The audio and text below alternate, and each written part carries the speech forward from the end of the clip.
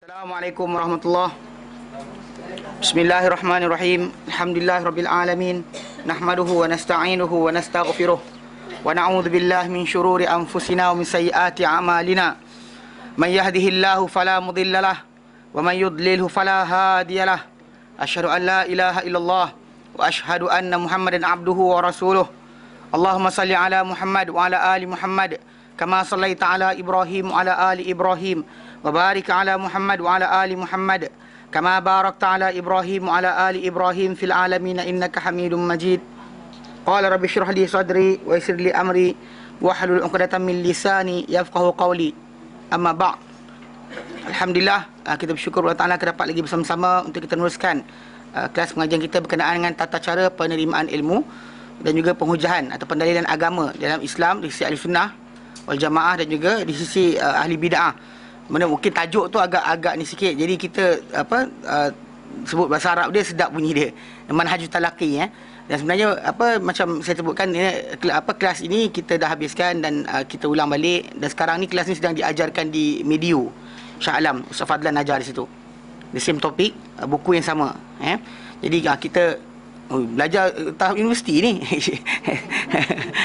Dia cili pasal ilmu ni penting sebenarnya. Ilmu ni adalah ilmu manhaj berkenaan tata cara. Kadang-kadang orang tu betul bahan, betul dia punya jalan nampak dah, tapi cara salah dia akan jadi masalah juga. So jadi dalam perbincangan kita yang lalu kita sedang membahaskan berkenaan dengan tajuk tata cara ataupun dalil-dalil ataupun tanda-tanda pemikiran jahiliah dan juga Islam. Yang sekarang kita tengah buat pendahuluan sebelum masuk pada manakah dia sifat ahli sunnah, mana sifat ahli bid'ah dalam masalah agama ni. Kita masuk dahulu berkenaan dengan tajuk pendahuluan, itu bezakan jahiliah dengan Islam dalam pemikiran dahulu.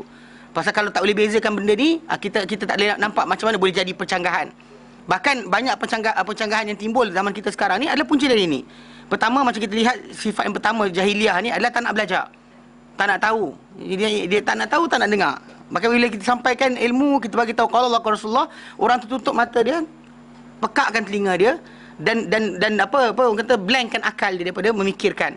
Kadang dia fikir juga betul juga salah, tapi dan bahkan dia akan berpegang dengan khurafat dan tahyul dan sebahagian perkara. Contoh macam dia percaya dengan benda-benda yang pelik, yang gaib, ataupun salahkan hantu dan syaitan saja berkenaan dengan apa yang jadi dalam kehidupan dia.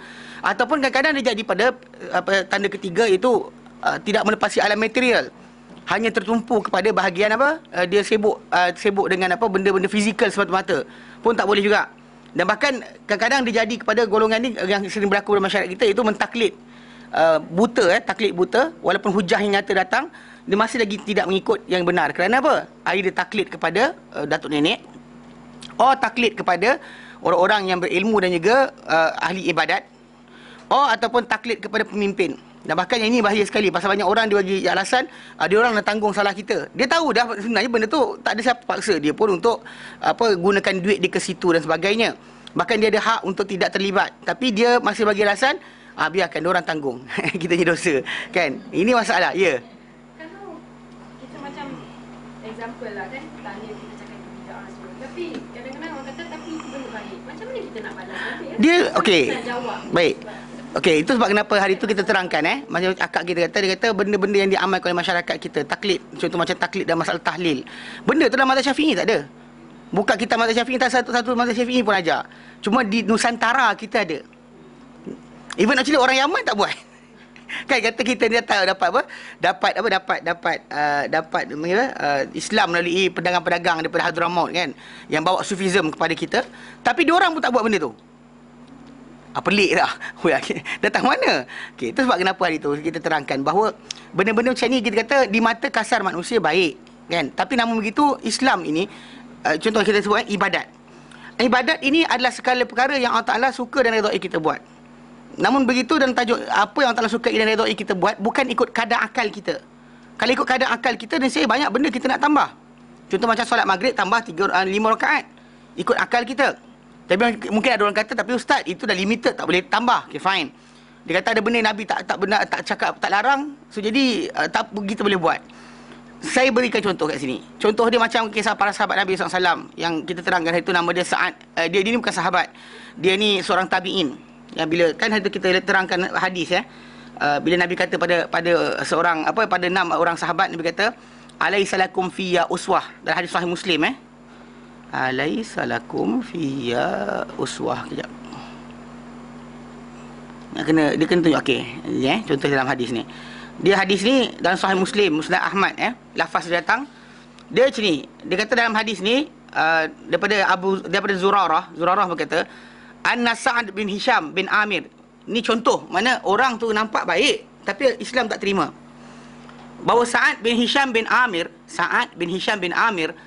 arada an yaghzuwa fi sabilillah. Dia nak berjihad di jalan Allah Taala, nak berperang di jalan Allah Taala.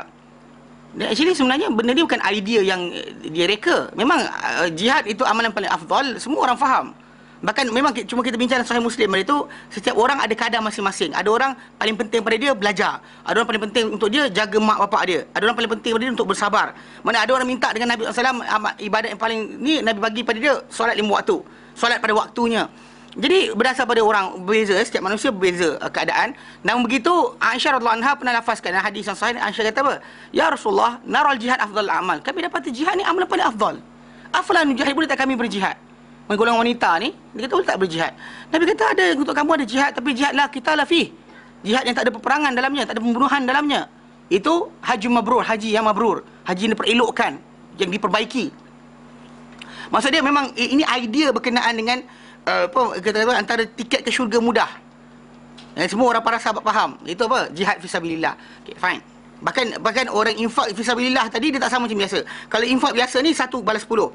Infak fisabilillah tadi 1 balas 10, 10 ganda sampai 700. Dia ada perbezaan. Jadi memang para sahabat faham macam tu. Jadi orang ni dia tabi'in, tabi'in. Sa'ad bin Hisham bin Amir ni tabi'in ataupun tabi'in. Kalau ikut kat sini kata inilah pertengahan. Dia bertabi'in, Ansari Tempat mati dekat India. Tempat menetap dia dekat Madinah, tapi dia mati di India. Okay, anyway, cerita dia ni, Sa'ad bin Hisham bin Amir ni, dia nak perang fisabilillah. Faqadimal Madinata, lalu dia datang ke Madinah. Fa arada an yabi'a aqaran lahu biha. Dia nak jual tanah dia, mana rumah dia ke tanah dia yang berada di Madinah. Di Madinah fa yaj'aluhu fi silah wal qura. Maka dia nak jadikan benda tu sebagai senjata dan juga senjata kuda. Inilah persiapan untuk peperangan. Dia nak gunakan untuk beli kuda, beli kenderaan, untuk beli senjata, jual harta benda dia untuk jihad fisabilillah. Wa yujahidur Roma, untuk perang dengan Rom, hatta yamuta, sehinggalah dia mati. Dia kata, falamma qadimal Madinata, bila sampai ke Madinah, laqiya unasan, dia jumpa dengan beberapa orang manusia, orang ramai ni, min ahli Madinah, daripada ahli Madinah. Fanahauhu, maka penduduk Madinah tadi larang dia perbuatan ini. Anzalika dari perbuatan tersebut, wa akhbaruhu, dan diorang bagi tahu pada dia, mereka bagi tahu pada dia, anna rahatan sittatan aradu zalika fi hayatin Nabi sallallahu alaihi wasallam, bahawa sesungguhnya dahulu ada sekumpulan manusia 6 orang nak buat benda berkenaan. Dan maka actually dalam riwayat yang Ahmad, dia kata dia cerai bini dia dulu, kemudian dia nak jual harta dia. Mana maksud dia nak putuskan dunia ni daripada diri dia untuk pergi jihad fisabilillah. So bila benda tu ikut mata kasar kita, baiklah. Siapa kata jahat? Ada siapa kata jahat? Tak ada kan? Baiklah. Okey. Lalu bila benda tu berlaku, Nabi SAW pada zaman Nabi dahulu pernah berlaku. Ini seorang nak buat. Jadi bila dia nak buat seorang, dia seorang nak buat. Tapi dalam zaman Nabi dahulu ada 6 orang nak buat benda yang sama. Lalu fanahauhu an zalika. Fanahahum Nabiullah, maka telah melarang mereka Nabi Allah sallallahu alaihi wasallam. Wa qala, dan Nabi baginda bersabda, sabda Nabi ni penting. Pasal Nabi kata apa? Alaisa lakum fiyya uswah. Tidak adakah untuk kamu pada diriku ini sebarang tauladan?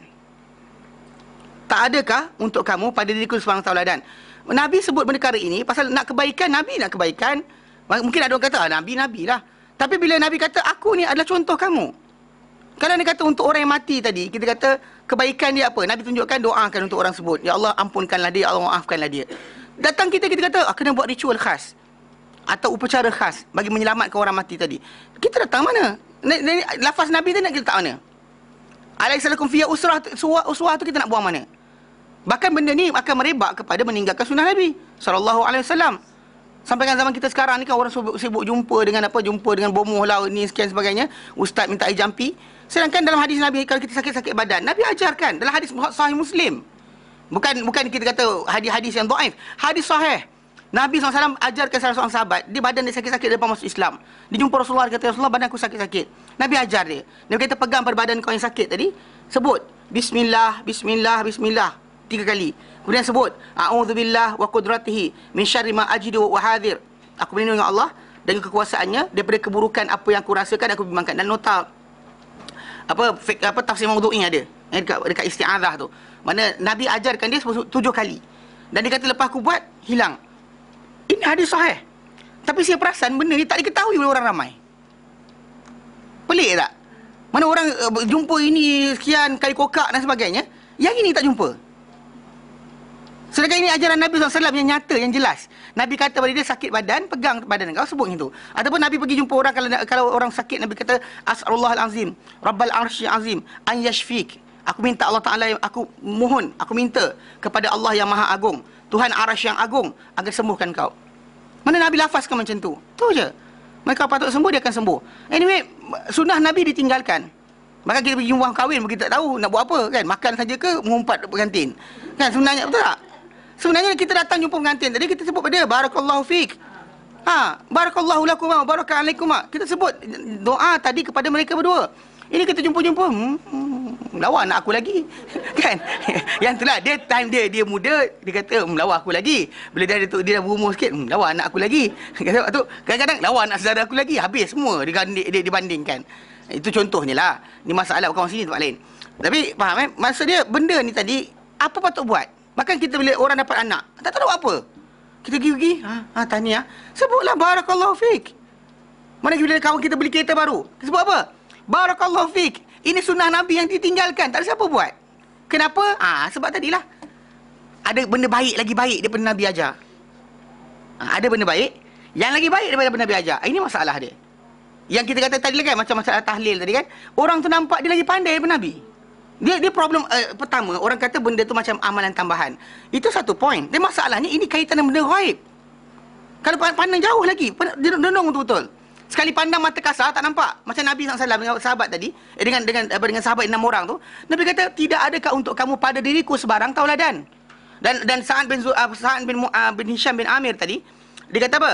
Falamma haddathuhu bidzalika, bila orang-orang Madinah tadi cerita pada dia kisah berkenaan, raja'a imra'atah, dia pun rujuk pada isteri dia. Wa qad kana talaqaha, dan dia telah cerai bini dia. Sebenarnya dia telah cerai bini dia sebelum datang ke Madinah untuk jual harta. Okey, wa asyhadu ala raj'atiha, dan dia bersaksi pada orang ramai, aku rujuk balik isteri aku, dia kata. Okey, dia kata apa, fa'ata Ibn Abbas. Lalu kemudian ini hadis ni sebenarnya hadis tentang solat malam. Pasal lepas daripada tu dia jumpa Ibn Abbas, bertanya solat malam tu macam mana. Dan Ibn Abbas pula kata dengan dia, tanya dengan Aisyah. Pasal Aisyah lebih tahu.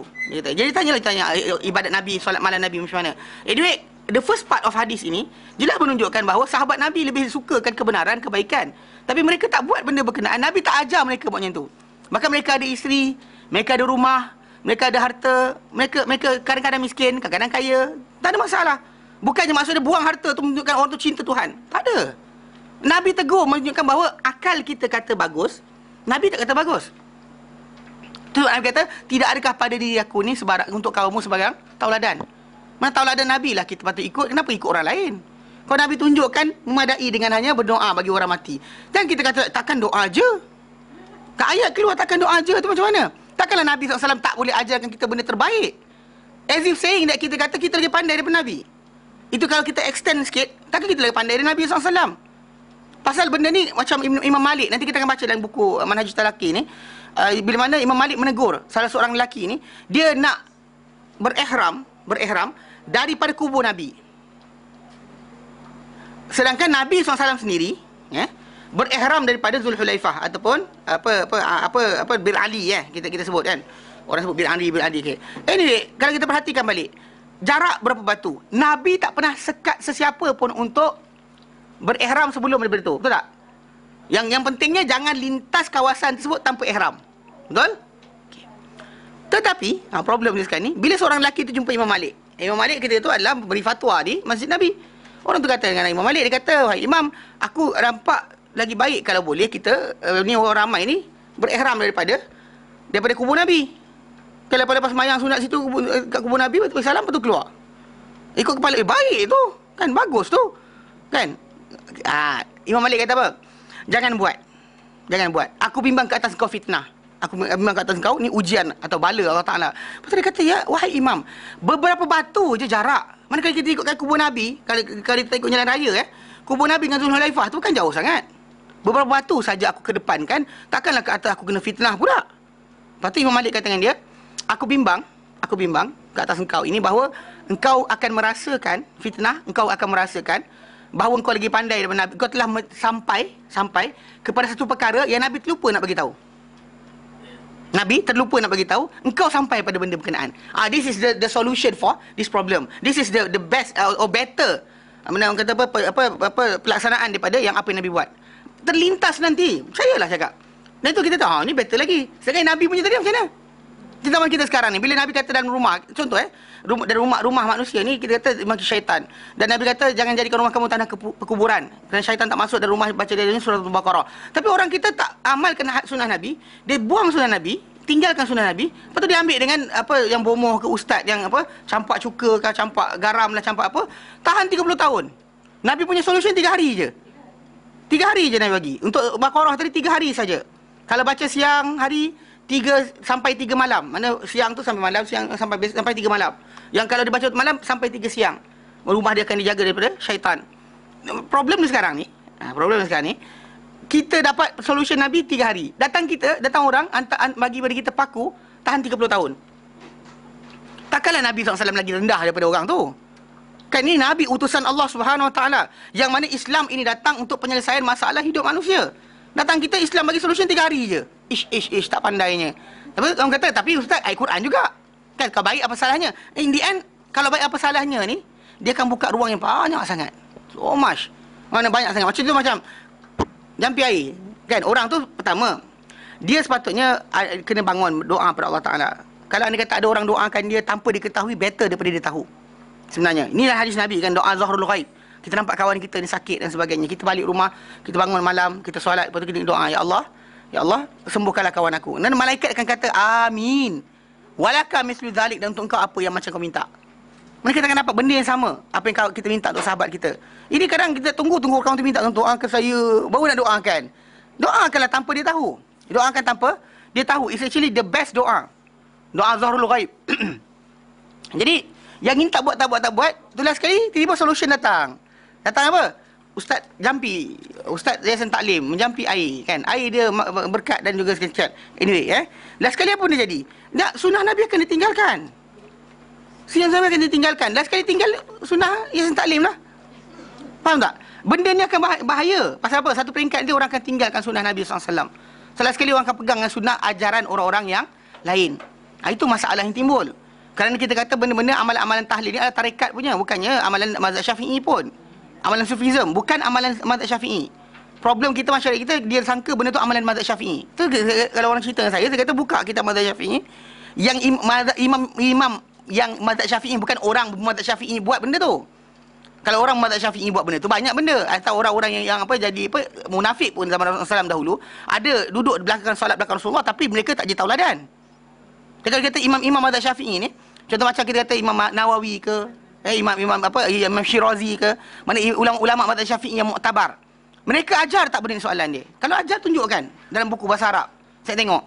Tak ada orang akan ajar macam tu. Dia akan buka buku Melayu, ustaz ni buku dekat Mismah Yakin tulis kata ada. Soalan ni dia ulama mazhab Syafi'i ke? Tak. Ada dalil dibawa? Tak. So, dah sekali kenapa? Kalau baik apa salahnya? Ni nampak tak?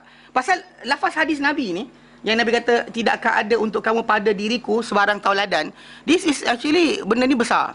Bila Nabi tegur para sahabat, menginginkan kebaikan, jangan kita melampaui batasan Nabi SAW. Pasal sebenarnya, ikut kisah tadi, sahabat tersebut, ataupun tabi'in yang nak buat kerja tadi, jihad.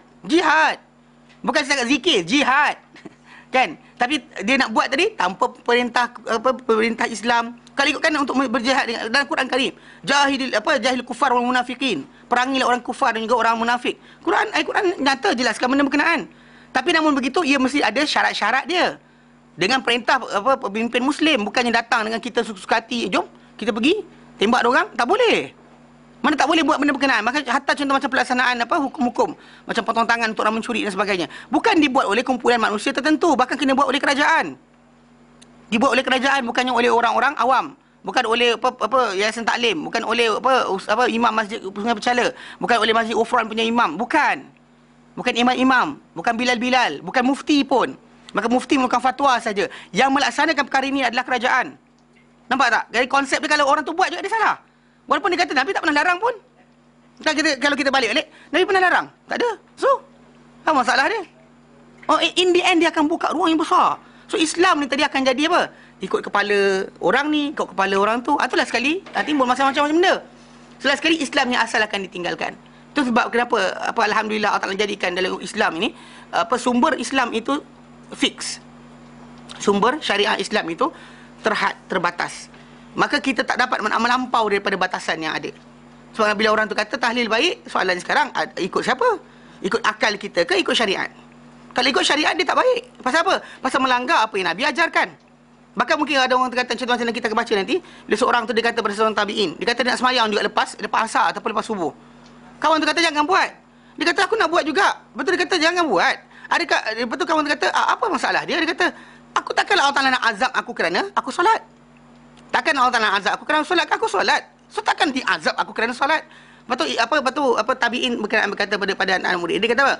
Allah Taala takkan azab kau kerana solat, tapi Allah Taala akan azab kau kerana melanggar perintah Nabi SAW. Engkau akan diazab kerana melanggar arahan Nabi. Engkau bukan akan diazab kerana solat, tapi akan diazab kerana apa? Memandai-mandai. Itu masalah yang pertama. So jadi secara asasnya Islam itu mudah. Yang bahkan jalan kepada Allah Ta'ala. Macam baru ni ada orang tanya saya, dia kata tarikat tu macam mana Ustaz? Saya kata seriously, kita ni semua orang boleh jadi kasih Allah Ta'ala.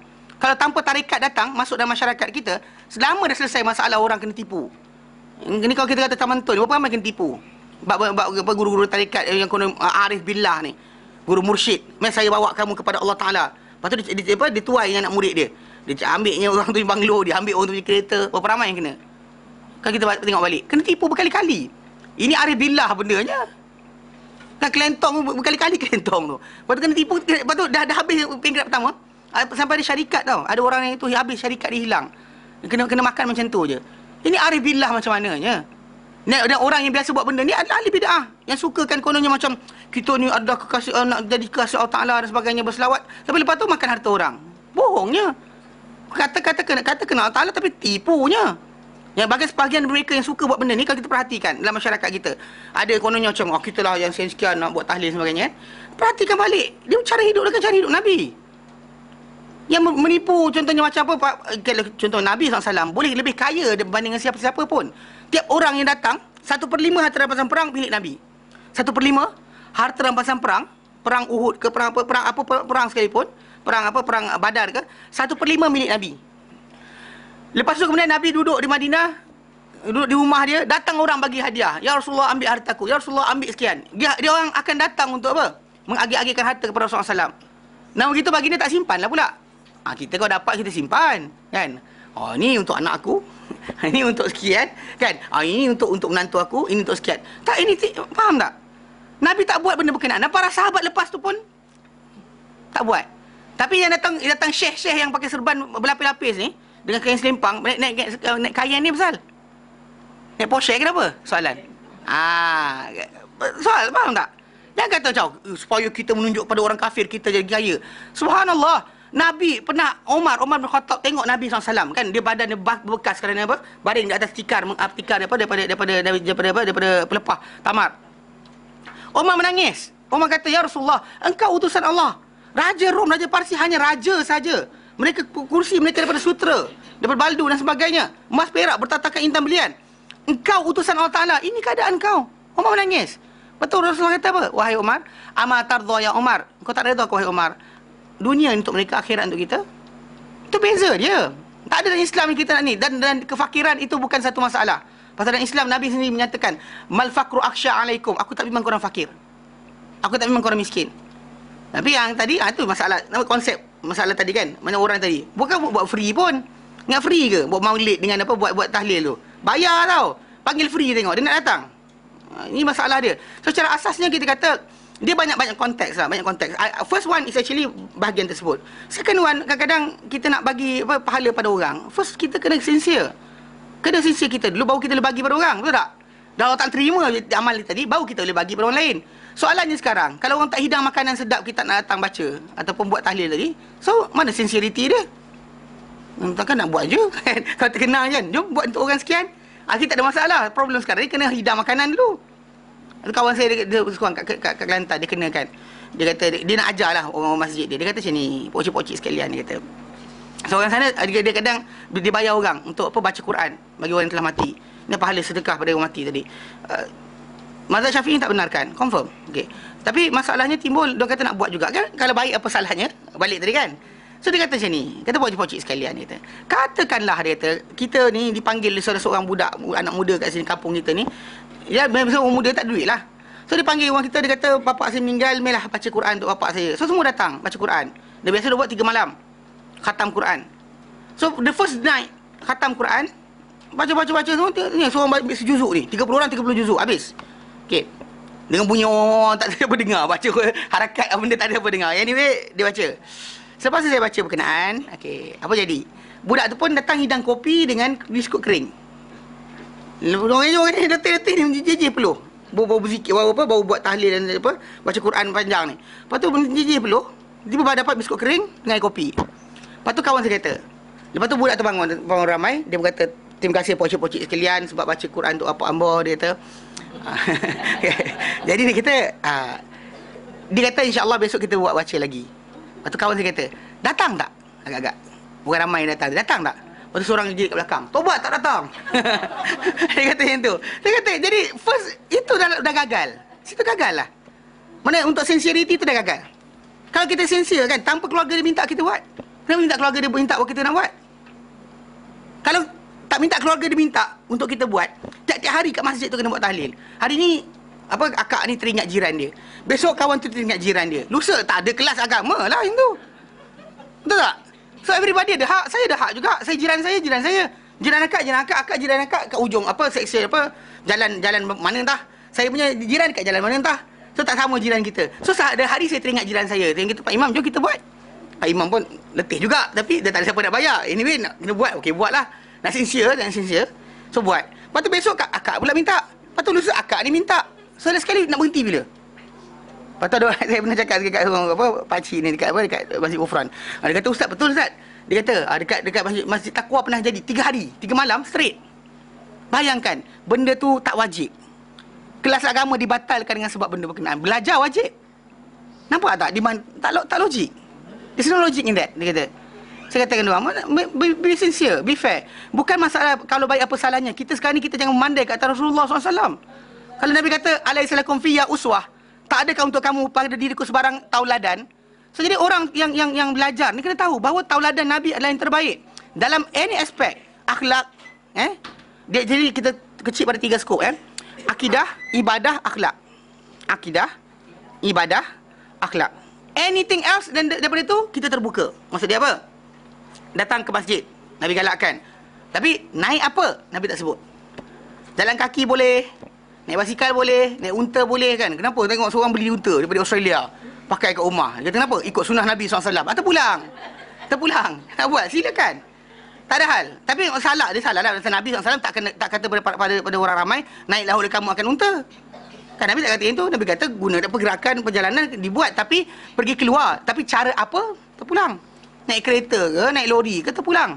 Naik bas ke, terpulang. Pasal dia tak terlibat dengan akidah, ibadah, akhlak.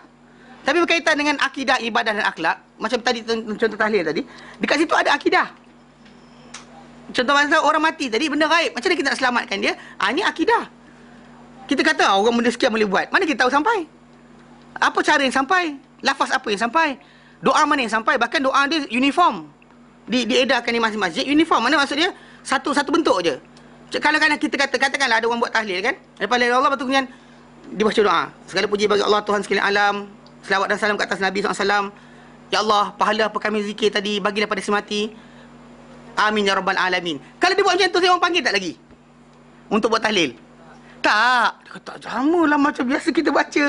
Nampak? So, dia taklid, dia panggil. Taklid. Bukannya benda tu berkaitan dengan tajuk amal. Bahkan itu sebab kenapa kita buat perbuatan macam ni, orang yang berfikiran macam tu, yang kata kalau baik apa salahnya, orang ni ada jahiliah dalam diri dia. Kita kata dia jahil. Kita kata dia jahil. Kita kata dia jahiliah total. Tapi dalam diri dia ada jahiliah. Kalau Nabi boleh kata pada Abu Dzar Al-Ghifari, dia seorang sahabat yang hebat. Nabi kata pada dia, engkau adalah seorang individu yang dalam diri engkau ni ada jahiliah. Bila di mana dia lafaz pada Bilal, wahai anak perempuan hitam. Mula dia tercepat cakap. Tapi dia bukannya keluar daripada Islam. Macam dia orang-orang yang buat perkara ni. Kita kata keluar Islam, tapi kita kata dalam diri ada jahiliah. First, kerana batal panca indera. Kedua, kerana pegang dongeng hurafat. Ketiga, kerana mereka tidak melepasi dalam material. Keempat, kerana taklid buta terhadap orang-orang yang diagungkan dan sebagainya. Walaupun datang dalil yang nyata, Nabi ajar sebaliknya atau Quran suruh sebaliknya. Dan kita taklid buta itu terbagi pada tiga.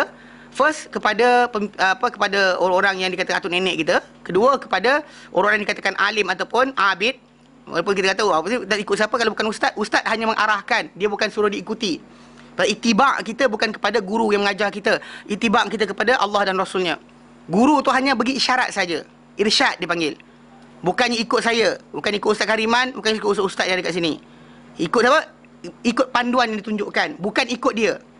Faham? Pasal diorang ni, ustaz-ustaz ni tak tahulah apa, lepas ke tidak. Kenapa? Kerana mereka pun ada persoalkan Allah Ta'ala. Adakah dia belajar kerana Allah? Ingat tak hadis Nabi SAW, hadis Sahih Muslim, yang tiga golongan yang mula dinyalakan api neraka untuk mereka. Antaranya adalah golongan-golongan yang apa, alim dan juga berilmu dan juga hafiz Quran. Yang main-main. Mana orang mati syahid. Kita dengar hadis berkenaan takut. Kerana apa? Tapi hadis tu saya baca kepada orang awam. So apa saya nak bagi tahu? Walaupun pakcik, makcik ke siapa depan saya, kakak ke abang ke yang depan saya tidak mempunyai ilmu yang tinggi berkenaan agama, tak hafal Quran banyak. Quran pun Qul Huwallah je dia hafal dengan Al-Fatihah. Actually betul ada orang macam tu. Namun begitu, walaupun dia macam tu dengan keadaan dia, saya dengan keadaan saya, atau Ustaz Yunus dengan keadaan dia dan sebagainya, ustaz-ustaz ni, namun begitu semua sama dalam keadaan ujian. Whoever you are, anda siapa, anak siapa, anda belajar apa, anda duduk mana, anda masih dalam ujian Allah Ta'ala. Tak kira, tak ada benda dah anda buat, kecuali kalau perang Badar aja yang Nabi sabdakan. Nabi kata, barangkali Allah Ta'ala dah intai pada hari Badar, Allah Ta'ala kata, buat apa kau nak, aku dah maafkan semua sekali. Ahli Badar. Kita sekarang bukan ahli Badar. So, jadi siapa saja kita, ustaz ke bukan ustaz ke, anda sedang diuji. Orang awam diuji, yang tak belajar diuji, yang belajar pun diuji juga. Ujian Allah Ta'ala berjalan. So kalau ikut nak lepas, ustaz pun boleh sangkut. Orang mati syahid boleh sangkut. Hatta ada orang mati syahid zaman Nabi tu, ada orang persoal dengan saya. Dia kata, kalau jihad fisabilillah ni kan mesti mati syahid. Saya kata, zaman Nabi ada orang mati di dalam peperangan, Nabi hadir. Nabi hadir peperangan berkenaan. Ada orang mati masuk neraka. Bila kita peliknya kan. Orang kata, kalau dengan Nabi kata ada masuk neraka, ada masuk neraka lah. Nabi terangkan. Nabi kata, last sekali dapat tahu orang tu bunuh diri. Dalam semangat. Tapi dalam masalah mati tadi, mungkin dia bersangka dengan Allah Ta'ala. Kita tahu. Sebab kenapa kita sekarang ni berusaha untuk supaya akhir kalam kita nanti betul. Tidak lari. Supaya jangan sampai nanti kat situ dah muncul muka-muka yang lain. Muka guru kita lah. Muka Ustaz Adli keluar itu. Ustaz Adli tolong saya, kata. Tak boleh. Haram. Tak. Pasal masalah kita, pasal masyarakat kita ada. Dia buat robitoh. Dia kadang dia... Kan, dia guru, bayangkan gambar guru kerana guru kita dia berkait dengan guru dia. Guru dia berkait dengan guru dia berkait dengan guru dia sampai sahabat sampai Nabi. Kononnya macam tu, dia punya link. Dia actually same kan, macam Avatar pula. Tahu Avatar? Bukan Avatar ni, Avatar cerita kartun tu. Dia actually mati yang ni dia turun kepada yang berikutnya. Nanti ni dia macam tu, macam suruh-suruh macam tu. Dia bayangkan macam tu. Dia jadi tengok yang ini, yang depan mata ni macam tengok Nabi lah dia kata. Padahal orang ni Jawa. Orang ni bukannya Arab pun. Bahasa Arab tak kerti. Tiba dia jadi wakil Nabi. Macam mana pula? Kan macam tengok muka dia, tengok muka Nabi. Masalah sungguh. So jadi diorang ni pegang. Kadang ada orang terpayangkan muka dia untuk sebelum solat. Kemudian Allahu Akbar. Kononnya rabitah, ikatan dia dengan guru dia sampai Nabi. Namun Nabi tak pernah ajar pun, para sahabat tak pernah buat benda macam tu. Bayangkan muka Nabi kemudian solat. Tak ada. Tapi diorang datang ke rekaan-rekaan cerita. Betul kata, kalau baik juga daripada ikut benda lain, baik tengok muka Nabi. Ataupun tengok muka orang alim, kan daripada teringat benda lain, betul tak? Pula. Betul juga tu. Kalau baik apa salahnya? Habis. Masuk lagi. So anyway, kita kata tajuk dia memang terlampau besar. Terlampau besar. Jadi kata konsep ni terlampau besar. Sebab kenapa kita belajar cara belajar dahulu. Bukan belajar je, belajar cara belajar.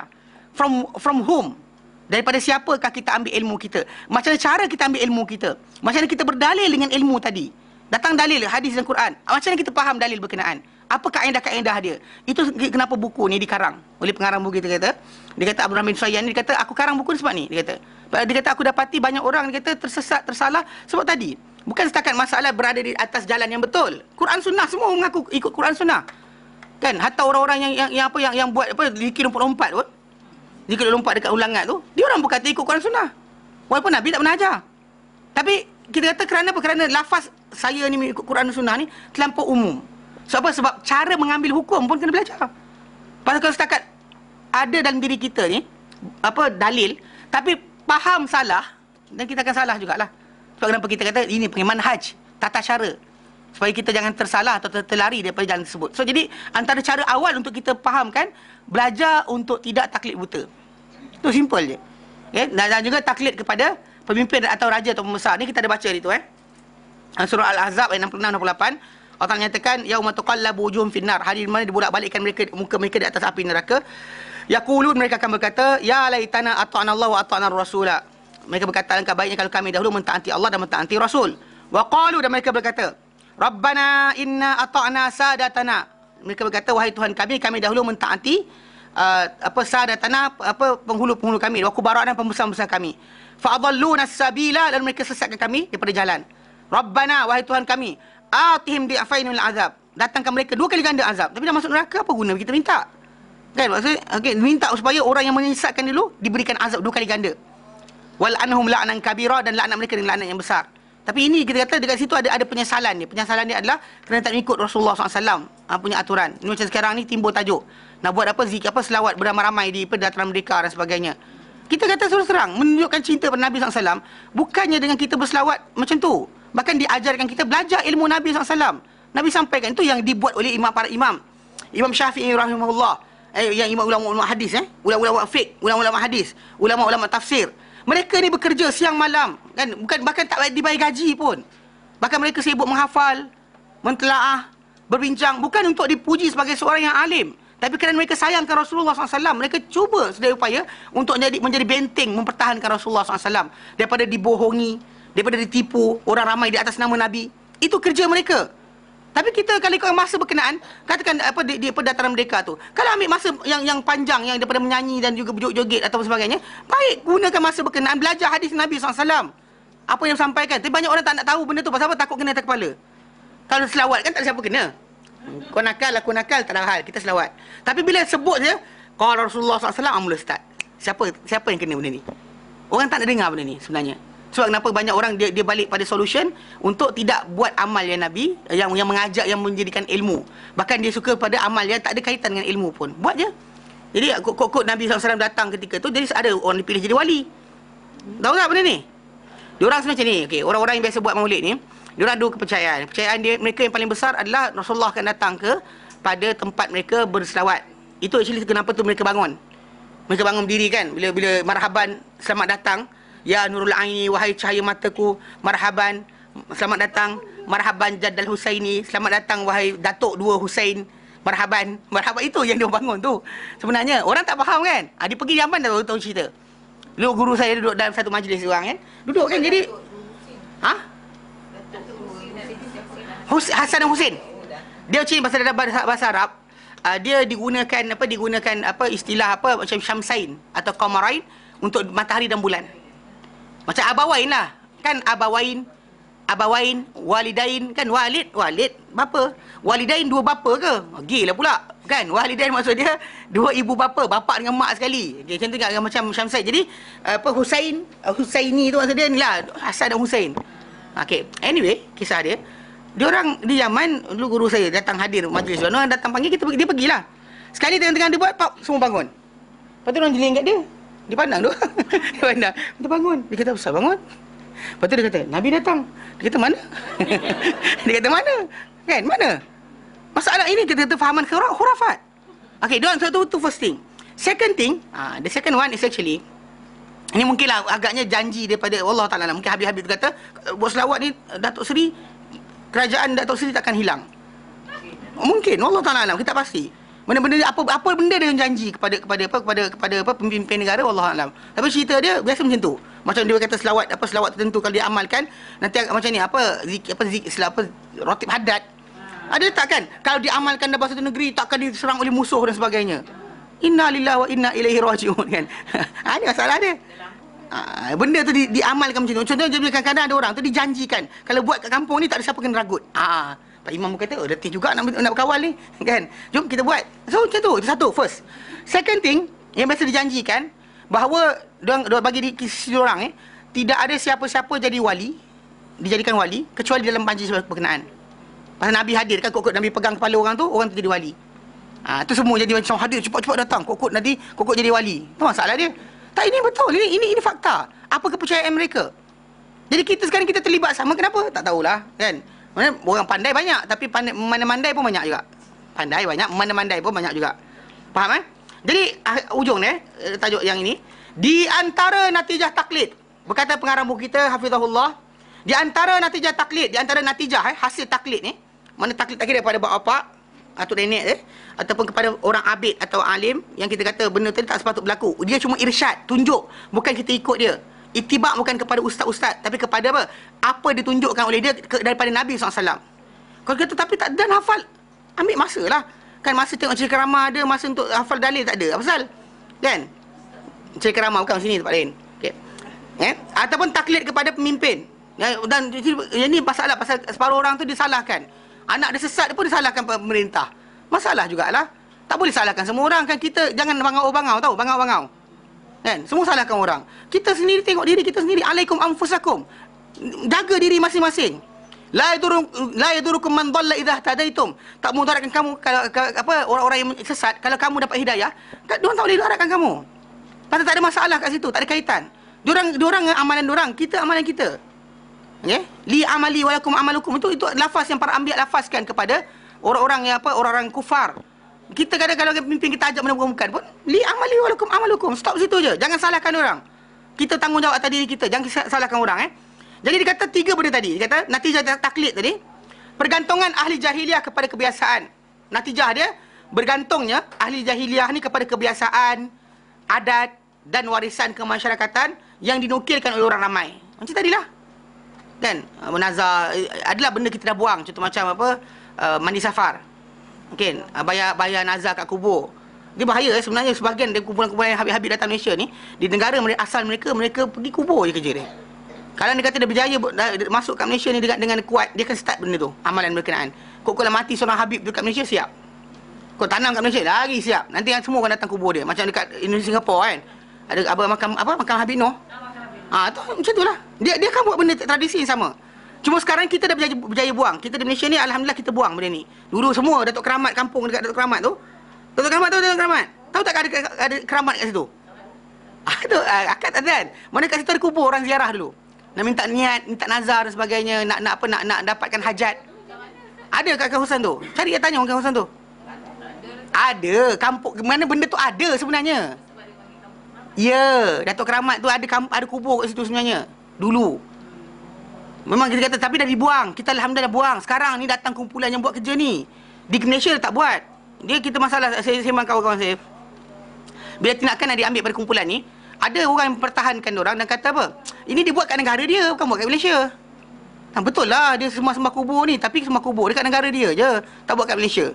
Tapi dia akan masuk bertapak lah. Tu masalah kita dah buang, tinggalkan lah. Lama dah kita buang. Berletih dah ulama-ulama Islam di Malaysia ni buang benda tersebut. Tapi kita sekarang ni macam nak start balik. Kan tinggalkan amal, tinggalkan sunnah, sibuk dengan benda-benda macam ni. Ini bahaya Jadi kita kata ada kata adat warisan kemasyarakatan dinukilkan oleh orang ramai generasi demi generasi akan membawa kepada taklid buta. Taklid buta lah. Tak tengok. Datang dalil pun kita lawan. Nabi sabda, kita betul sabda Nabi tu, tapi ini pun baik juga. Habis. Kan Nabi SAW macam apa Nabi ajarkan terbaik, tapi ada orang lagi baik daripada Nabi. Itu masalah kita kata. Tu sebab yang Imam Malik kata aku bimbang kat atas engkau ni fitnah. Kata orang yang nak ihram sebelum daripada Zulhulaifah, alasan dia kerana dia lagi baik dari kubur Nabi. Kan? Seolah macam bersama dengan Nabi. Kalau ikut idea macam bersama Nabi. Kan? Macam kita bersama Nabi kemudian kita keluar. Kan hebat tu. Kan zaman dulu kan para sahabat nak keluar pergi perang kan jumpa Nabi dulu. Kan? Nak buat ambil tugasan jumpa Nabi. So sekarang ni kita macam minta izin lah. ikut logik akal macam bagus. Walaupun Nabi tak pernah lafazkan tidak, tapi Imam Malik kata apa? Imam Malik kata itulah cerita dia. Orang tu akan datang kepada idea, dia telah sampai pada satu natijah atau satu hasil yang Nabi terlupa nak bagi tahu, sahabat pun tak faham. Sahabat tak faham benda tersebut, dia tahu. Dan lepas tu bila orang baru ikutnya, oh tengok, inilah ajaran Ustaz Adli, habis. Tak pasal-pasal dia. Tak nampak tak? Jadi benda tu akan extend jauh sebenarnya. Sebab kenapa jaga sungguh-sungguh benda ni? Sebab dalam manhaj ini, tata cara ni adalah satu ilmu yang kita kata kita pegang, bukannya kita main-main. Mana bila lepas belajar, saya lepas habis belajar ilmu macam ni, kalau orang tu masih lagi ada perangai tak senonoh, dia ikut juga benda bukan-bukan, dengan atas alasan kalau baik apa salahnya, saya tak tahu cakap apa dah. Pasal benda ni nyata dan terang. Nyata dan terang, tidak, dia kata tak ada sebarang kesamaran lagi. Kita balik kepada tata cara dan actually hilang. Tak ada alasan. Macam hadis Nabi tadi kata, tidakkah ada untuk kamu kepada diriku sebarang tauladan. Sebab Nabi kata macam tu sebab apa? Walaupun orang tu kata nak benda baik, tapi still Nabi kata dengan dia, aku ni tak ada tauladan untuk kamu ke? Menunjukkan bahawa kalau kamu datang nak kejar syurga Allah Ta'ala, bukan aku ke kau orang kena ikut soalannya. Kan ada cara lain kamu dapati lebih baik. Itu masalah sekarang. Tapi orang tak faham, dia kata macam, tapi baik, walau baik. Sebab baik dalam Islam ini bukannya ditentukan oleh akal, tapi ditentukan oleh syariat. Faham? Okey. Baik. Dia kata, terkurung dan orang tersebut akan bawa kepada taklid buta, kemudian terkurung akal daripada kajian dan pemerhatian. Tak belajar dah. Kamu rasa tak? Tak nak belajar dah. Macam bila kita dulu pegang dengan apa amalan Yasin ni kan? Tak belajar dah. Tak belajar langsung berkenaan dengan macam mana kita nak jadikan nak dapatkan amal kita dapat kepada keluarga kita, mak bapak kita, tak ada. Sedangkan dalam hadis Nabi berkata bila mati seorang anak Adam, putus semua amal dia, tak ada amal baru kecuali daripada 3 arah, 3 aspek, 3 saluran. Sedekah jariah, sedekah yang disedekahkan atau diwakafkan, bahkan ulama tafsirkan itu adalah wakaf. Mana orang tu wakafkan satu benda, orang pakai. Macam jalan raya depan ni dia beli jalan tu. Dia bagi, semua nak lintas dia bagi. Macam dia belikan jalan raya dari sini ke sini, tak payah tol, saya beli benda ni. Siapa pakai jalan berkenaan dia dapat. Walaupun kucing jalan pun dia dapat pahala.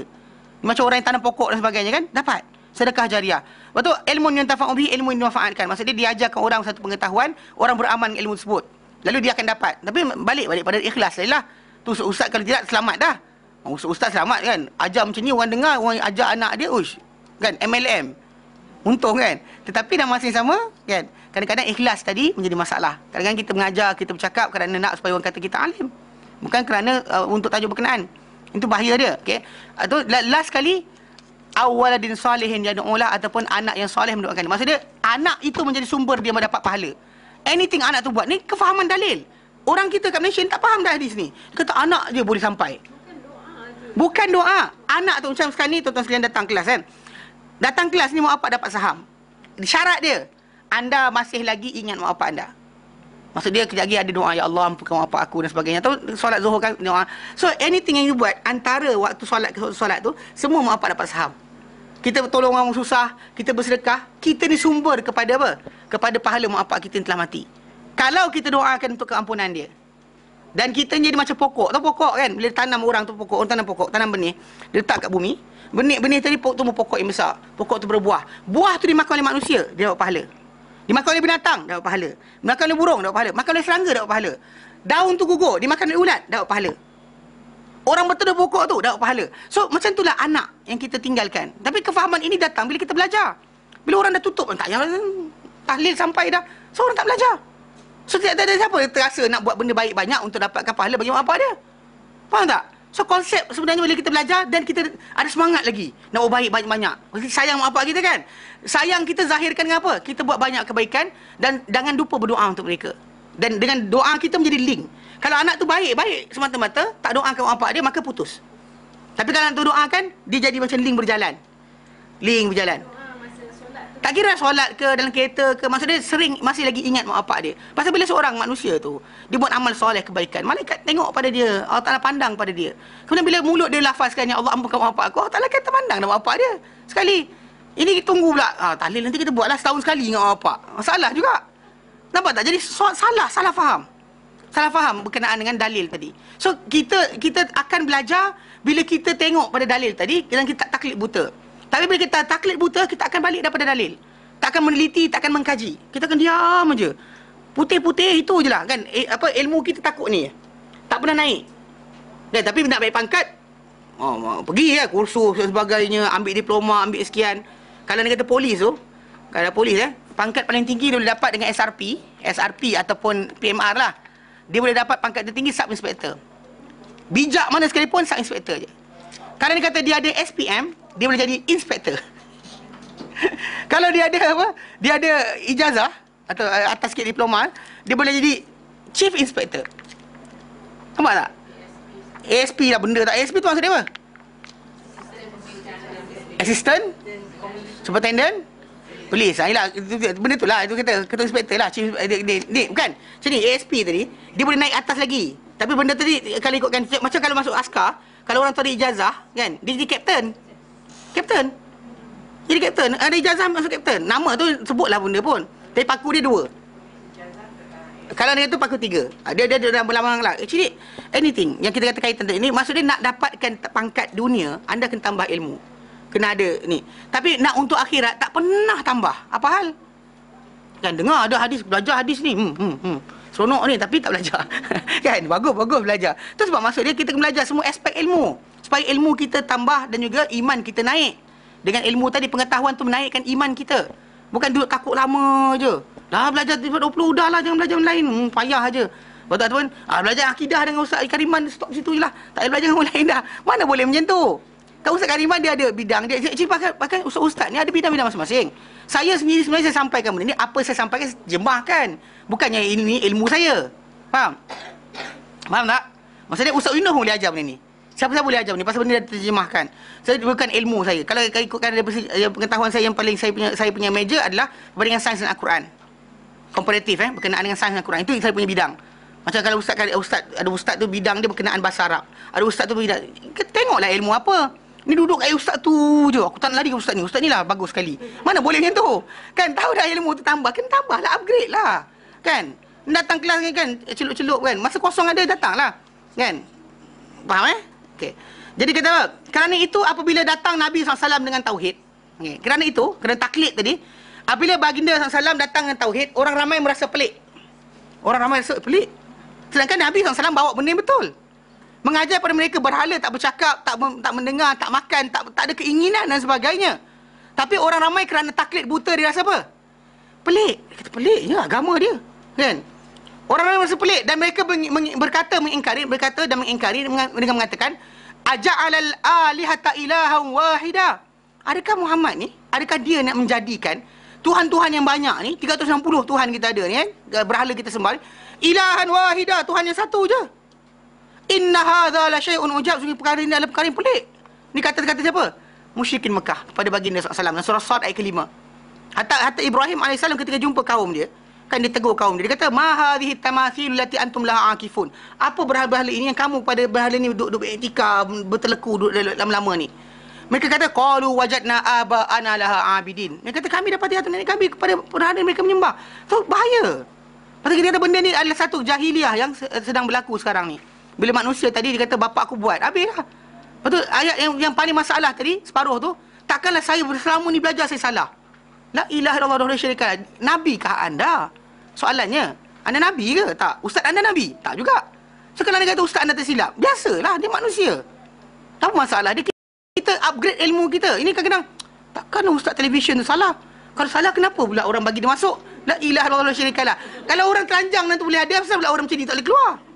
Kan, kalau anda kata orang yang tak elok, tak senonoh keluar macam tu, dari televisyen tadi, takkan tak boleh keluar pula orang yang macam ni, yang mengajar manusia kesihatan. Duk ajar kata, kalau anda kata sakit badan pakai garam, apa? Garam halau hantu. Ada garam halau hantu, minyak wangi halau hantu. Seriously, kan kita main apa ni? Lepas tu baru ni ada ustaz apa dia kata, kalau kita rindu pada seorang, letak tangan kita di dada, kemudian sebut, baca Fatihah dan minta kepada Allah supaya orang tu merindu kat kita. Apa kebangangnya, kan? Kan? Seriously kan, main apa? Magic apa ni? Magic apa? Soalan ni sekarang ni. Everybody is actually coming up with apa benda baru. Yang seorang ni datang Asmaul Husna pakai macam ni. Yang seorang tu pakai dengan macam ni. Ayat Quran tak ada kaitan dengan tajuk pun dia masukkan. Baru ni saya dengar, tadi saya mengajar dekat Segambut. Lepas tu datang abang tu, dia kata, jumpa saya, dia kata, ustaz, ada ustaz tu kata, kalau ini Quran, dia kata kalau kita kan mukjizat. Dia kata kita baca wa idza maridtu fahuwa yashfin. Bila aku sakit, dialah yang menyembuhkanku. Ni kata-kata ini lafaz Ibrahim AS bila ditanya siapa Tuhan dia, dia sebut sifat Tuhan dia sekian. Ni statement sebenarnya, bukan doa.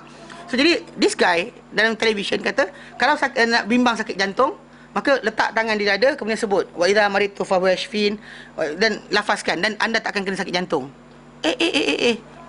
Kan? Dia tak bila kawan abang tu tanya dengan saya. Saya kata bang, setiap ayat Quran dia ada konteks dia.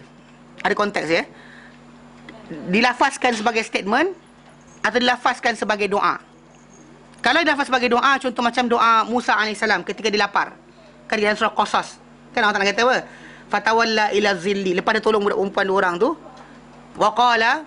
Dan dia berkata, Rabbi Tuhanku, inni lima anzalta ilayya min khairin. Sungguhnya aku. Ni saya terangkan literally. Ini sungguhnya aku. Lima anzalta ilayya. Terhadap apa yang kau turunkan kepadaku. Min khairin. Daripada kebaikan. Fakir. Aku amat memerlukan. Ini doa Musa. Dia lapar. Dia lapar dia doa tu. Tuan-tuan lapar doa tu. Tak ada hal. Pasal kena dengan konteks. Betul tak? Konteks. Ataupun contoh macam orang tu buat salah, berdosa, kemudian dia baca Rabbana zalamna anfusana wa illam taghfir lana wa tarhamna lanakunanna minal khasirin, surah Al-A'raf. Kena konteks. Sebab apa? Doa itu adalah doa apa yang dibacakan oleh Adam AS dan Hawa ketika mana mereka telah buat salah. So Allah Ta'ala ilhamkan kata-kata kepada mereka. Itu doa antara doa atau istighfar terbaik. Ni ada orang kata kalau istighfar macam ni baru dapat. Ini istighfar terbaik pasal diajarkan Allah Ta'ala bahawa inilah lafaz yang diajar pada Adam AS. Mana Adam baca doa berkenaan ketika mana dia telah bersalah. Okey, fine. Ataupun doa ketika mana ketika dalam peperangan tertekan, Allah Ta'ala kata berkata Nabi dan juga orang beriman, hasbunallah wa ni'mal wakil. Actually benda tu kena. Kalau kita tertekan, tak boleh buat apa, hasbunallah wa ni'mal wakil. Kena musibah dan sebagainya, kita hasbunallah wa ni'mal wakil. So lafaz-lafaz tadi kena doa dengan tempatnya. Tapi bila orang tu ambil statement biasa, contoh macam tadi, wa idza maridtu fa huwa yashfin, bila aku sakit dia menyembuhkan aku. Itu bukan doa, itu statement daripada apa? Ibrahim AS. Dia kata bila aku sakit dia menyembuhkanku. Yang menghidupkanku, mematikanku, yang menjadikan aku ketawa, menjadikan aku menangis. Ini lafaz dia statement. Contoh lain macam statement kita kata macam Allah Ta'ala kata wa alanna nahul hadid. Dan kami lembutkan untuk dia, itu Daud, besi. Besi itu dilembutkan untuk dia. Dia pegang besi itu, dia lembut. Macam lembut, dia boleh bentuk apa benda dia nak. Lafaz tu, itu statement, bukannya doa. Ada datang orang kita, dia ambil doa, dia ambil lafaz tadi, dia membaca. Walana lahul hadid, walana lahul hadid, walana lahul hadid. Dia nak supaya besi lembut untuk dia. Itu separuh. Ada separuh part lagi bagus. Zaman kita sekarang ni, lembutkan hati anak. Lembutkan hati anak. Baca walana lahul hadid. Mana boleh? Faham tak? Kalau kita kata ya Allah lembutkanlah hati anakku macam mana kau lembutkan untuk Daud besi, itu kena. Tapi bukan ambil ayat tadi baca jadikan macam mentera. Dan kadang-kadang masalah dia tanggung kepada ayat Quran tadi, tugasan bukan tugasan ayat tadi. Ayat tu statement bukan doa. Dan kenapa kita baca macam tu? Macam orang belajar silat kan. Dia pegang tangan dia, wa iza batashtum jabarin. Dia tiup kat tangan dia. Bila kamu menggenggam tangan, kamu menggenggam dengan apa, jabar, dengan kasar, dengan perengus. Tapi lafaz tadi adalah satu herdikan daripada Nabi. Nabi Hud, dia marah kaum dia. Dia kata korang ni kalau genggam tangan untuk buat jahat je. Maksud dia macam tu. Yang kita pula, idza batashtum, apa hal? Nampak tak? Dia konsep tak kena. Usap-usap macam ni keluar kat televisyen, seronok macam, pusat cakap. La ilaha illallah wa syarika lah. Kan Nabi ajar banyak lagi. Kan datang benda macam ni. Jadi secara tak langsung tak ada alasan sebenarnya untuk seorang itu terus ikut. Pasal apa? Dalam Islam tadi kita dah ada sumber yang jelas. Kan kadang-kadang orang tu tak bangun malam lagi untuk minta Allah Ta'ala, dia dah sibuk kelang kabut pada cara yang lain. Bahaya ni bahaya. Kerana ini akidah. Kan kita dengan Allah Ta'ala ni bukan masalah manusia ni, maksud itu. Tapi Allah Ta'ala akan beri pada kita keselamatan bukan dengan orang-orang macam tu pun tak apa. Faham Baik. Kelima, antara tanda-tanda pemikiran jahiliah. Ya, selain daripada yang kita sebutkan tadi, kita sebut 4 kita sebut bahawa membatalkan panca indera. Mana tak nak belajar, tak nak tahu, tak nak dengar. Ada pengetahuan tapi dia tak nak tengok. Okey, dia jahiliah pertama. Kemudian berpegang pada dongeng dan khurafat. Nombor 2. Dia tak melepasi alam material, semua nak fizikal. Tak nampak, tak percaya. Dia kata seeing is believing. Lepas tekan remote kereta, percaya pula remote tu ada bateri ke tidak. Kan? Sebab apa? Tu terbuka. Nampak dia punya gelombang. Tak nampak. Percaya. Sebab apa? Tanda, bukan sebab nampak. Macam ni remote ni kan saya pegang, saya tekan kan. Saya tekan contoh macam saya tekan apa ni, entah pointer dia hilang dah pula. Mana entah? Sepatutnya ada pointer. Oh, sana ada pointer, sini tak ada pointer. Shutter in the window. Contoh hilang. Saya tekan je ni. Hilang kan? Nampak sana. Okey, saya tekan balik sini. Nampak tak ni? Nampak tak dia punya cahaya tadi? Keluar. Warna apa cahaya dia keluar? Merah? Ya ke? Muna kena rotan kan? Benda tak nampak cakap tak nampak. Okey. Anyway, tak nampak Tapi kita percaya tak benda tu ada? Ada. Sebab apa? Bukan nampak tapi apa? Tanda. The sign, not the physical. Jadi orang yang tak nak belajar, dia kata, oh tak nak. Ada fizikal aku percaya. Macam mana Israel buat. Hiyat jahiliah. Dikira dalam Islam jahiliah. Ataupun yang keempat adalah apa? Taklid buta terhadap orang-orang yang diagungkan. Either pemimpin ataupun datuk nenek ataupun orang-orang yang alim ataupun orang yang abid. Itu bahaya So kelima, tanda pemikiran jahiliah atau tanda pemikiran ataupun hujah jahiliah adalah mengikuti hawa nafsu. Mengikuti hawa nafsu. Hawa nafsu ni actually lafaz hawa, nafs. Hawa maksudnya keinginan. Nafs diri, keinginan diri, your desire. Inner desire. Maksudnya kalau seorang tu dia ada kehendak-kehendak tersendiri. Maksudnya manusia ada keinginan sendiri. Ada orang nak suka makan, ada orang suka kereta, ada orang suka, dia keinginan dirilah. Ada orang suka tidur, ada orang suka macam-macam. Okey. Betul. Suka tidur. Tu datang lewat sampai tu. Bukan saya, bukan tuan-tuan, saya. Cerita saya ni. Datang si orang berkata, "Ya pasal ustaz hilang, tak lambat tak sampai, rupanya ustaz tidur." Okey. Ada orang suka buat kereta laju. Actually the desire kita ada. Mana keinginan kita. Kita nak apa? Nak banyak harta ke? Nak banyak anak ke? Nak banyak sekian ke? Apa benda kita nak banyak. Itu panggil hawa. Hawa nafs maksudnya keinginan diri. Any desire yang kita ada. Itu maksud sebenar. Hawa nafsu mempunyai peranan besar. Mana keinginan diri seorang itu, anything yang dia ada dalam diri, nak besar, nak agung, nak hebat, nak dimuliakan. Itu dikata mempunyai peranan besar dalam pemikiran jahiliah. Ia dituhankan. Mana keinginan diri seorang itu kena dituhankan dan disembah selain daripada Allah Ta'ala. Sebagaimana Allah Ta'ala sebut dalam Quran dan surah Al-Jasiyah ayat 23, Allah Ta'ala nyatakan, "A'udzubillahi minasyaitonirrajim. Afara'aita man ittakhadha ilahahu hawah." Adakah kau tak lihat Muhammad kepada orang yang mengambil Tuhannya, siapa? Hawa nafsunya sebagai Tuhan dia. Hawa nafsu dia lah, keinginan diri dia adalah sebagai Tuhan dia. His desire is actually as his God. Dia follow. Contoh macam Tuhan kata ini haram. Contoh ambil harta manusia kan haram. Kan nak kita makan harta manusia dengan batil, bohong, tipu adalah haram. Tapi keinginan diri kita apa? Aku nak kaya. So jadi ambil harta orang. Kita tak suka orang buat kat kita. Tapi kita buat kat orang tak apa. Ini kita hawa nafs, keinginan diri kita, desire yang kita ada. So dia kata dia jadikan Tuhan selain Allah Ta'ala. Wa adallahu Allahu ala ilmin. Dan Allah Ta'ala sesatkan orang ni di atas pengetahuan Allah Ta'ala yang mendahului segala-galanya. Allah Ta'ala tahu awal. Mana dia sesatkan dia ni jadi sesat. Bukan kerana Allah Ta'ala, bukan kerana setakat tu Allah Ta'ala jadikan asbab banyak. Sampai sekali dia terus hanyut. Dia tak jumpa jalan balik, patah balik. Allah Ta'ala jadikan asbab. Tapi dia ikut pula tu. Dan kena ingat dekat sini. Saya terangkan hari tu. Bila kita sesat, sebut Allah Ta'ala sesatkan orang tu, Allah Ta'ala beri hidayah pada orang tu, Allah Ta'ala berikan asbab. Tapi orang tersebut akan bertanggungjawab di atas action yang dia buat. Allah Ta'ala akan datangkan asbab. Macam kita nak jadi seorang yang miskin, asbab dia datang. Kita jadi orang kaya, asbab dia datang. Kita jadi seorang yang alim, berilmu, asbab dia datang. Penyebab-penyebab tu datang. Tapi menghala ke arah berkenaan, terpulang pada kita. Kadang-kadang mungkin orang buka peluang pada kita, nak pergi belajar. Saya sama belajar, saya tanggung awak. Orang tu kata macam tu. Datang kita, tak nak. Dan bila kita tak nak tu, itu action kita lah. Asbab Allah Ta'ala buka. Tapi kita yang buat pilihan. Pilihan kita tu dosa pahala kita. Faham tak? Yang kita Allah Ta'ala kira dosa pahala kita bukan masalah kita punya condition. Kulit kita warna hitam atau putih, mata kita besar atau kecil, rambut kita kerenteng ke lurus, kita anak siapa, kita kaya ke kita miskin, susah ke senang, kita ada penyakit tak ada penyakit. Tak ada dosa pahala lagi. Tak ada dosa pahala lagi. Choices kita buat. Lepas benda tu ada pada kita, itu timbul tajuk dosa pahala. Allah Ta'ala bagi kesenangan kita, kita bangga sombong. Sombong kita tu akan kena. Kalau kita merendah diri, maka naik tahap kita di sisi Allah Ta'ala, akan naik darjat kita. Mana maksud dia, action kita yang akan dikira. Choices kita buat, pilihan kita buat, itu dikira. Adapun untuk kita dapat baik dan buruk, tak ada apa-apa lagi. Tak ada apa-apa lagi. Mana macam ada orang berlaku pada dia musibah. Musibah tadi menyebab pahala dia punya pahala dia berganda dan juga dosa dia hilang. Ada orang. Tapi ada orang datang musibah, dia jadi lagi teruk. Dia whining, dia mengeluh, dia kata pula Tuhan tak adil dan sebagainya. Bahkan kufur pun ada. Jadi dia musibah itu tak ada hukum lagi. Choices dia buat tu akan dikira dosa pahala. Faham Okey.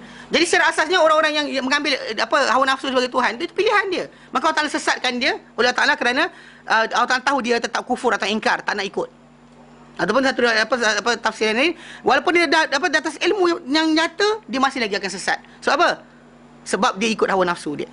Mana benda haram dia akan langgar sebab apa? Sebab hawa nafsu dia. Tahu dah haram tapi buat juga. Tahu dah haram tapi buat juga. Itu masalah dia. Macam kita kata dalam zaman kita sekarang ni, bila berlaku kes macam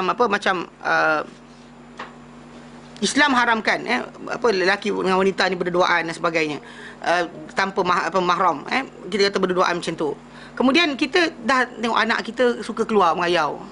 Kita tahu Islam tak benarkan, tapi kalau marah nanti kan anak kita lari dari kita, tak suka kita, menyampah tengok muka kita, ataupun nanti dia letak kita kat rumah orang tua. Ni kadang ada mak takut ni, nanti kan aku marah anak aku, nanti dia letak kat rumah orang tua, masalah juga ni. Anyway kan, sebenarnya benda tersebut masalah. Kita desire kita, kehendak Allah Taala ada kat situ. Bila kehendak Allah Taala tu kita langgar juga. Kadang-kadang berlaku kes, ada lepas dia jadi telanjur dan sebagainya, kena tangkap basah ke apa benda sebagainya. Sebenarnya benda tadi hasil natijah kita punya pilihan. Kita boleh marah dia, cakap dengan dia jangan buat kerana Allah Taala tak benarkan. Stop situ. Tapi hawa nafsu kita kata, tapi hawa nafsu kita tu, itu menyebabkan kita masih lagi nak buat juga. Itu bahaya dia. Pasal hawa nafsu ni actually benda tu keinginan diri kita. Kadang kita boleh compare. Allah Ta'ala tak paksa kita benda yang kita tak mampu. Allah Ta'ala suruh kita buat pilihan pada benda yang kita mampu. Pasal Allah Ta'ala kata, la yukallifullahu nafsan illa wus'aha. Actually benda tu, capability kita. Tak mati pun tak buat benda berkenaan. Contoh kerana saham dan sebagainya. Tahu dah saham tak elok. Tapi Ustaz, kan hawa nafsu dia nak kaya. Nak lagi duit banyak kan. Dapat bonus dividen tahunan tu. Besar tu kan. Okay. Tapi dah tahu dah benda tu ada masalah. Larikanlah. Tapi hawa nafsu kata, tak apa, ada ustaz kata boleh. Nampak tak? So in the end dah hati dia goyang dah. Tapi kerana ada orang kata boleh, tak apalah. Kalau tu ustaz tu tanggung lah. Dia jahat lah tu. Ustaz tu tanggung. Pasal dia kata halal. Saya bawa dia. Pasal dia kata. Tapi tak balik lah. Taklid buta tu tak boleh. Sebab anda ada ilmu. Anda tahu. Benda tak boleh. Atas ilmu pun anda akan sesat kadang-kadang. Sebab apa? Sebab atas alasan apa? Hawa nafsu kita kata, tak apa. Ni bahaya.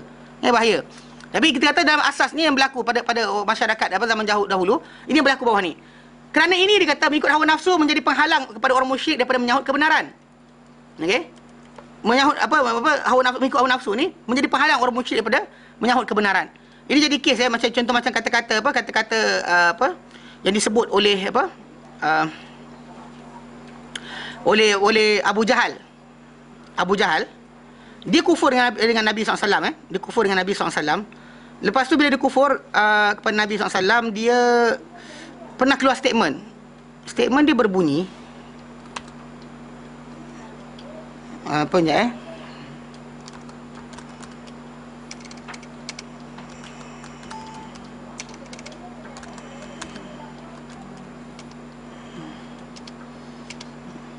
Kalau ada terjemahan dia setuju. Mana entah.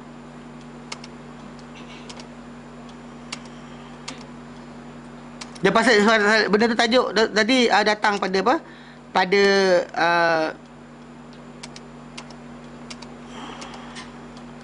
Abu Jahal lah kan? Tak ada kat sini. Kafar Sirrihan kot.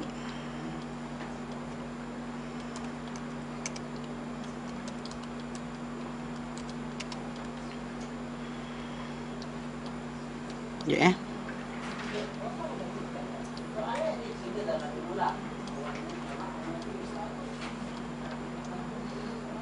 Okay, nanti lah, kalau saya jumpa saya beritahu. Pasal apa lafaz tu? Farasir.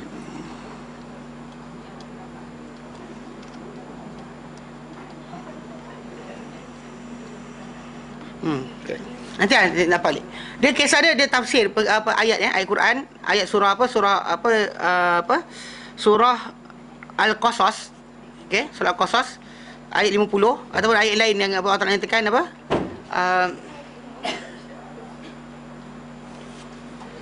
fa innahum la yukadzibuk walakin mereka sebenarnya bukan mendustakan kau. Dia kisah je ni, kisah dia Abu Jahal, okey. Dia sebenarnya macam ni. Dia pernah lafazkan satu kata-kata. Dia kata apa? Dia kata kami, keluarga kami dan keluarga Muhammad seperti dua kuda berlumba. Dua kuda berlumba. Tiap kali mana keluarga Muhammad buat satu benda baik, kami akan kejar buat benda baik juga. Mana diorang macam lumba-lumba lah. Pasal kita tahu bahawa Rasulullah SAW punya keluarga adalah di antara yang pegang. Pasal Qusay bin Kilab yang antara atuk nenek kepada orang Quraisy ni, dia ada banyak anak. Anak dia tadi, bila dia asalnya dia pegang segala urusan di Mekah, panji peperangan dipegang oleh keluarga oleh dia, bagi minum air Zam-Zam semua dia juga. Lepas tu bila mana dia mati, anak-anak dia berasingan pegang benda ni. Memang keluarga Rasulullah SAW dapat Bani Abdul Muttalib dapat air Zam-Zam. Pasal Abdul Muttalib jumpa telaga Zam-Zam sedang mana dulu dikambus oleh kabilah Arab yang datang menguasai Mekah dahulu. Jadi secara tak langsung Abdul Muttalib pegang itu. Lepas tu peperangan dipegang oleh keluarga lain. Walaupun diorang semua keluarga yang besar, atuk nenek diorang sama. Tapi bila pecah sikit kat situ, jadi bila berasingan, Abu Jahal kata, dia kata apa? Kami dan keluarga Abdul Muttalib, keluarga Bani Abdul Muttalib ni macam dua kuda yang berlumba. Tiap kali mereka buat satu benda, kami akan kejar. Mana diorang bagi makan fakir miskin, kami bagi makan miskin. Diorang buat sekian, kami buat sekian. Sehingga satu hari mereka kata kami ada nabi. Kami ada nabi. Maka Abu Jahal kata, bilakah kami pula akan ada nabi, dia kata. Demi Allah aku takkan percaya dengan Muhammad. Dia kata macam tu. Alasan dia bukan kerana masalah nabi tak betul, tapi kerana apa? Kerana nafsu dia. Keinginan dia terus mengatasi keluarga Rasulullah SAW. Mana family kan? Mana macam itu yang berlaku pada Bani Israel. Dalam Bani Israel sebenarnya kita kata ikutkan 12 orang adik-beradik tu. Kan anak-anak Yaqub ada 12 orang, isteri dia 2, yang ada anak tu satu yang 10, satu lagi yang 2. Jadi yang anak-anak tadi tu sebenarnya semua tahu bapa dia sama. Kan kalau kita kata kalau Yusuf dijadikan nabi, dimuliakan, adik dia juga, bukan orang lain. Tapi oleh kerana dia bengang, menyampah dan sebagainya, dia tak nak. Dia nak dia juga. Jadi nak keluarga sekian. So diorang sebenarnya kita kata dalam Bani Israel ni perpecahan berlaku sebab masalah dengki tadi. Mana lepas daripada Nabi Yusuf tak ada, dan timur tahun-tahun berikutnya sebagainya, bila Nabi Isa dibangkitkan Allah Ta'ala, tunjukkan mukjizat sebagainya. Kenapa kaum dilawan juga? Sebab yang lawan tadi bukannya daripada apa? Dia ada anak-anak dia, tapi bukan apa? Bukan yang dekat, dia yang jauh. Maksud dia mungkin atuk nenek dulu sama. Kan? Macam Yaqub samalah. Tapi dah turun bawah ni dah jauh. So dia sekali diorang macam tak nak dengar cakap. Dengan sebab apa? Bukan tak hormat dan sebagainya. Sebab apa? Sebab bagi mereka sepatutnya Nabi tadi daripada keluarga dia. Even Nabi Muhammad SAW dibenci oleh Bani Israel sebab diorang tak puas hati kerana Nabi Muhammad lahir daripada keluarga bukan Bani Israel. Itu je masalah dia. Itu nafsu dipanggil. Nakkan meninggi diri dan sebagainya. Itu adalah nafs. Keinginan diri. Hanyalah benda tu tak beri kesan apa-apa pun. Kerana ini mengikut hawa nafsu menjadi penghalang kepada orang musyrik daripada menyahut kebenaran. Allah nyatakan dalam surah Qasas ayat 50, fa illam yastajibu laka, jika mereka tak nyahut surah kau Muhammad, fa'lam, ketahuilah, annama yattabi'una ahwa'ahum, mereka sebenarnya bukan ikut kebenaran, tapi mereka ikut hawa nafsu mereka sendiri saja, keinginan mereka saja. Mana dia punya desire untuk terus meninggi diri. Mereka tak boleh terima Muhammad ni anak yatim dan sebagainya untuk jadi atas mereka. Mereka sanggup jadikan raja, tapi apa syariat yang mereka dah letakkan, jangan Muhammad tukar. Dan mereka tak lafazkan la ilaha illallah. Sebab kalau mereka lafazkan la ilaha illallah, maksud dia apa? Kuasa peletakan hukum dan sebagainya bukan terletak pada mereka lagi. Kalau tidak, mereka kan boleh kenakan. Orang orang jahiliah dahulu, diorang buat keputusan, siapa-siapa bukan ahli Mekah nak tawaf di Mekah, kalau tak diberi baju oleh orang Mekah, kena tawaf bugil. Kalau orang Mekah bagi baju, boleh tawaf dalam keadaan berpakaian. So nampak tak? Ini cara dia. Dia tak nak nanti benda dia ubah pasal dulu atuk nenek dia yang buat. Jadi keinginan dia supaya terus, macam keputusan yang dibuat oleh atuk dia terus berjalan. Ini benda yang dia nak. Ini masalah yang berlaku. Wa man adhallu mimman ittaba'a hawahu bighairi hudan min Allah. Dan siapakah yang lebih sesat berbanding orang yang mengikut hawa nafsunya, keinginan dirinya, dengan tanpa petunjuk daripada Allah Ta'ala. Inna Allah SWT la yahdil qaumaz zalimin, tak berdaya pada kaum yang zalim. Apabila hawa nafsu menjadi pemerintah, bila hawa nafsu, keinginan kita yang kita nak, itu yang kita nak sangat, nakkan kaya, nakkan kedudukan, maka akal akan dikunci akal. Ni berjadi kes. Kadang orang tu nak cantik, kan? Nak cantik, sanggup cocok sini, cocok habis cocok dah, kan? Cocok tampal ada, cocok ada, tikam ada, kerat ada, macam-macam, kan? Lepas tu nak pakai berapa lama tak tahu. Kadang-kadang kerat elok-elok je, muda semula, lepas tu mati, tak guna juga. Bukan main kata, kan, mudanya kau. Okey, dah tak payah hukum lah, tak ada pun. Tapi kita kata, nampak tak? Kadang-kadang extend kita punya ni tadi, sanggup buat dosa. Macam kadang orang buat apa, yang buat sihir kan, sihir untuk jadi apa, ambil minyak pengasih dan sebagainya. Nampak tak cara buat tu tadi? Bakar mayat dan sebagainya, ambil minyak dagu lah apa benda. Matlamat asal tadi untuk apa? Keinginan diri, desire dia. Okey? Ada akal terkunci. Dia nampak dah benda salah tapi dia buat juga. Akan ditutup jendela-jendela pemikiran. Pemikiran boleh pun tak betul lah. Kan sewil, sasau, Tidak ada nilai. Sesudah itu untuk ayat-ayat yang nyata. Datang ayat Al-Quran kata haram, dilanggar juga. Haram, kan langgar juga. Allah kata wailul lil mutaffifin. Celakaan bagi orang-orang yang apa? Meringan-ringankan timbangan. Dia buat juga ringankan timbangan. Kan dia buat apa? Pasal nak kaya. Kan haram, tahulah haram. Allah Taala laknat. Tapi tak ada nilai. Dan petunjuk-petunjuk yang nyata sabda Nabi SAW datang terang pada dia, ini langgar juga. Macam Nabi kata dalam hadis yang sahih, Nabi kata berkenaan dengan tajuk apa? Contoh macam bab jiran. Jiran kita dalam Islam ni adalah orang yang patut kita jaga. Datang kita jiran terparking sikit, masuk sikit je. Kita tak pakai pun depan rumah kita. Kalau kita nak pakai lain cerita. Tak pakai pun, masuk sikit jiran kita ke ruang depan rumah kita. Mula kan? Pasal parking depan rumah kita tu. Mula masalah sikit je. Kan? Alah benda tu kecil, tak ada benda masalah pun. Dan kadang-kadang bukan depan rumah, seberang jalan pun dia bising. Nanti kokok adik kita nak datang, la ilaha illallah syarikalah. Datang ke? Tak datang. Ya biarlah. Apa masalah dia? Tapi ni panggil desire tadi. Nabi kata pemuliakan apa? Jiran kan? Ini kan jiran. Apa jiran tu tadi sampai Nabi kata dalam hadis yang saya kata apa? Jibril berterusan menasihatkan aku, mewasiatkan aku tentang jiran. Sampai last sekali akhirnya aku terasa, aku ternanti-nanti bahawa Jibril akan datang kepada aku esoknya untuk mengatakan wahai Muhammad, jiran kau warisi harta kau. Macam tu sekali. Kerana banyaknya Nabi SAW kata Jibril terangkan pasal jiran. Sampai last sekali aku ingat Nabi kata aku rasa I thought that Jibril akan datang dan kata pada aku wahai Muhammad, from now on your neighbor akan inherit your harta. Itu sampai terbayang macam tu pada Nabi SAW. Tapi kita dengan jiran la ilallah kan, terlebih sikit, terkurang sikit, termasuk baju dah. Ni baju dia masuk pasal kan. Tak ada benda pun, tak rugi, tak apalah. Memang kadang-kadang ada orang tak senonoh, jiran tak senonoh ada. Tapi kita dalam Islam ni tak diajarkan macam tu. Maksudnya jangan kadang-kadang hawa nafsu kita melonjak mengatasi hadis Nabi. Atau contoh lain, Nabi SAW menyatakan dalam hadis yang sahih, dia kata apa? La yahillu li'imri'in muslim an yahjura akhahu fawqa thalath. Tidak halal untuk seorang individu muslim memulaukan saudara dia lebih daripada 3 hari. Kan kita gaduh dengan orang tu ke, masam ke dan sebagainya, bertekak. Islam halalkan 3 hari je. Tak lebih 3 hari. Maksudnya lepas 3 hari kena start bercakap balik. Kena start senyum balik, tegur balik siapa. Ini kita bergerak teruk, tak nak terpandang langsung. Kadang-kadang buat 3 sen je. Kan bertakak orang tu, kadang-kadang kebetulan kita bercakap dengan dia tak terpandang. Ataupun kita senyum dengan dia sakit perut. Kan temu ke tangga ni, kan dia sakit perut nak pergi naik atas tandas. Lepas tu dia tak senyum. Kita lepas tu tak nak pandang dah muka dia. Tak nak tegur dah. Mana boleh macam tu? Bila hadis Nabi datang, kehendak kita ada. Nak nyenyi diri tu ada. Tapi jangan lawan hadis Nabi. Pasal orang-orang yang ikut hawa nafsu, dia langgar selamba je. Tak kisah. Yelah betul lah. Tapi ustaz dia kata pada saya, la ilallah, luar ke badan awak. Kena kutuk dengan orang tu. Tak keluar kan? Kurang gaji. Tak kurang gaji. So, apa masalah dia? Tapi tak puas hati. Terpulanglah. Sakit hati tu tadi takkan besar pada hadis Nabi. Soalan ni sekarang, takkan sakit hati kita mengatasi hadis Nabi SAW. Takkan boleh macam tu. Sebab kenapa? Hawa nafsu kita turun. Jangan tinggi diri sangat. Jangan sombong sangat. Tak masuk syurga nanti. Baik.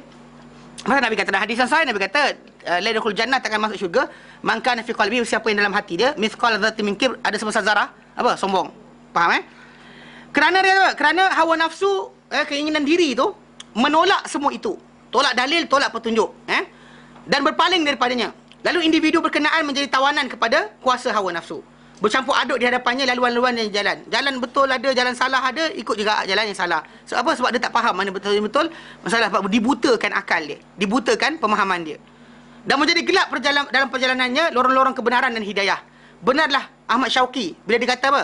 Dalam syair dia baca, bila engkau lihat hawa nafsu di sebuah umat itu menjadi hakim, maka hukumlah di situ bahawa akal telah tiada. Dia orang ada desire saja, dia desire kan. Nak sekian. Dan kat situ ada akal lah. Akal telah hilang. Akal telah tiada. Jelas? Jelas Baik, kita berhenti kat sini. InsyaAllah kita akan sambung kemudian. Tanda yang ke-6. Wallahu ta'ala alam. Wa sallallahu ala sayyidina Muhammad. Wa ala salamu alhamdulillah alamin. Assalamualaikum warahmatullahi wabarakatuh. Assalamualaikum warahmatullahi wabarakatuh.